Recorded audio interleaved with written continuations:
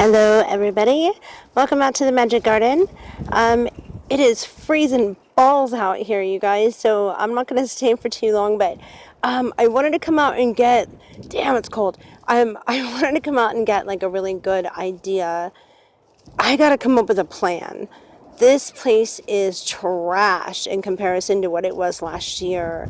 God, this whole setup is completely upside down, but I need to come up with a plan because I'm sowing the seeds here this week and I have so much space. And remember in the last video, I said one of the biggest things that I needed to really just be mindful of this year was my space and what I want to do with it because I didn't understand space last year. As you can see, I do have quite a bit of it. I have many like little nooks and crannies that can be stuck with flowers, with, green beans, peppers, all kinds of stuff. But good Lord, what a mess, man. Mother Nature just went she just went crazy back here. So today's episode, we are really going to be talking about my garden plan. What in the world are we going to plan out here? How I'm going to clean this whole mess up. I mean, good God, y'all, look at that. Looks like Separation of Sanity had a backyard barbecue at my house or something. Look at that shit. Oh my God. This is going to take some serious planning, some serious, oh my God, this is going to take some time to really think about not only what we can plant, but what we can plant well out here this year and how I can get the best use of my space. And being mindful that, God, there's just, it's, this place is destroyed. But it looks so much fun right now. I think I'm really going to enjoy having this challenge. And yeah, so, with that said, let's just get the hell in the house because it's freezing out here. And let's go figure out what in the hell we're going to do with this mess. Good Lord, guys, look at this. This is crazy. But it's okay because this is going to be beautiful and a lot of magic and happiness is going to happen here. If you don't believe me, you just watch. You'll see. All right, so let's go back to the house. It's cold as hell.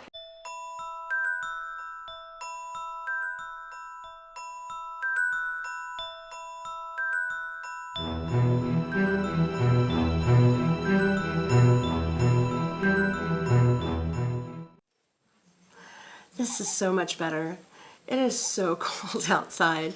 I know it looks all nice and sunny and bright and beautiful, but yeah, the thing in the sky is a big ball of ice. There's like there's no heat coming off that thing. No, it's just big ball of lies. Anyway, guys, welcome indoors. Like I said, I was just too cold to stay outside for very long.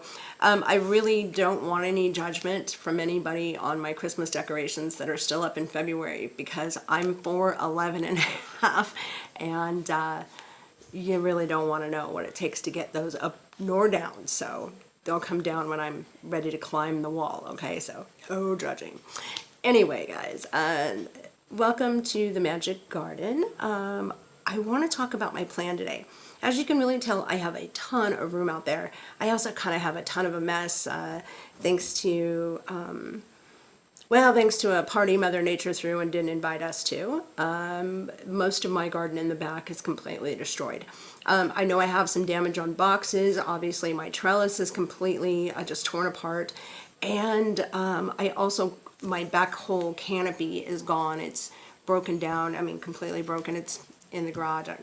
I don't think it can be repaired, and it's probably not worth it anyway. But, with that said, I have so much going on out there. But two, going through my seeds this morning, realized I got a lot of going on in here too. I have many different varieties this year. Stuff that needs trellises, stuff that needs to grow up, stuff that needs room to grow out, stuff that needs room to grow down, and all of those things are going to require a good plan. Not to mention the fact that as your plan as you work your plan, it's gonna change on a daily basis. So you're really gonna need something to keep track of all of this, because yes, it can be, there can be a lot going on all at one time, and trying to remember what you did or didn't do is really, really difficult sometimes. So what you want to do is you want to get yourself a garden journal. You don't have to go out and buy one. Last year, all I did was get this 3-ring binder and put a bunch of different colored paper in here. But man, this thing is really a lifesaver, because you never know when you might have a glass of wine or two and start watching Roots and Refuge. And well, she says she can go plant stuff, and well, so you do, and you kind of forget that you do that. And well, having your garden journal can remind you of a whole lot of things, but it can also be your greatest inspiration. It can be your vision board. It really is where you're going to create a lot of magic visually. And having this information now, a year later, I think it's invaluable. I'm so glad I did this. I kind of thought it was a little silly. I did see how much garden journals were on the market, and I just about fell off my chair. I couldn't believe it. So with that stated too, it really has inspired me to create my own Magic Garden garden journal book, and I'm hoping to have that out by this summer. I'd really like to be able to share that with you guys, because I think mine's going to be more fun. If nothing else, it'll be more Egyptian and, you know, a little more stylish. Some of them are just so damn girly, but anyway. So let me show you a little bit of my garden journal from last year and a couple of really great tips that I have to get your first garden journal started. Okay. Visualizing your space can sometimes be difficult, especially if it's cold outside and you don't want to go and freeze your ass off. So when you are very first starting out and you're looking at just blank space, you could just be looking at empty boxes, or, you know, the space in which you intend to use for your garden. My suggestion is that you take a picture of that and photocopy it so that you can see it all the time. When I very first did that, I thought, well, this is kind of silly. You know, why in the world would I do that? Well, because right now there's nothing there, and over time you're going to be able to build on that and take pictures throughout the year to see those changes. But more so, this will give you an idea on a constant basis of what that space looks like, so you can be mindful, you can put energy toward it, and you can manifest what you'd like that to look like at the end of the season. So that's the first thing I did. I went out and I took a picture of my space. This is what it looked like. It's pretty blank and empty. And I put that here in my garden journal, and I also put a little note to myself that says, in the beginning. Because really, look at that, in the beginning, this place was like nothing compared to what it is now. And I see that, which is amazing. To be able to see the difference from that day to today, and everything I've created in that, it gives you a really special, warm, fuzzy feeling. So my very first manifestation of what this was going to look like was really rough and crude. I am no artist, but I drew a picture. This is my second suggestion, is that you draw out what you are manifesting in your mind. What do you want this garden to look like? And as you can tell, my garden kind of sort of still looks like this. It has the stairway, the walkway, and don't judge. I mean, come on, guys. This is looking like it's going uphill, but you see how those boxes are? Well, that's what I started out thinking my garden was going to turn into. But the more and more that I worked with my space, and the more space that I realized I was going to need, or that I wanted, the bigger my plan got. So I started with my second drawing. I don't know if you guys, hopefully you can see that okay. In this one, I kind of started realizing where my sun was at, where my shade was at, and where might be the best place to put my garden seeds. So that's something that one of my biggest suggestions is that you just get used to change right now, because change is going to happen every day. And I don't just mean within the plants and the soil and the weather. I mean, change happens within you as well. You see things differently day to day, but when you journal these things, you can keep track of them in your mind so that you know what is working for you and what isn't. Or on the off chance that you decide to watch too much Roots and Refuge on a nice glass of wine and just plant every damn thing, because, well, that happens. Just be careful of that last glass of wine and that pack of seeds. Well, I put no blame on Jess. So my third suggestion is that when you start sowing your seeds, that you write on a calendar as well as in your journal when you've sowed those seeds. That way you can keep track of your germination time, the time it's going to take between then and when you need to repop those into a bigger plant to get yourself a healthy start, and then when you need to plant those in the ground. Each one of those steps should definitely be put into your book. The other thing that I have done is I have gone to different websites like Pinterest. I've gone to, Google Pictures. I've gone all over the internet, and I have found things that inspire me. And I've photocopied those, and I put those in this book too. And that way, I can see, okay, I'd like to do this someday.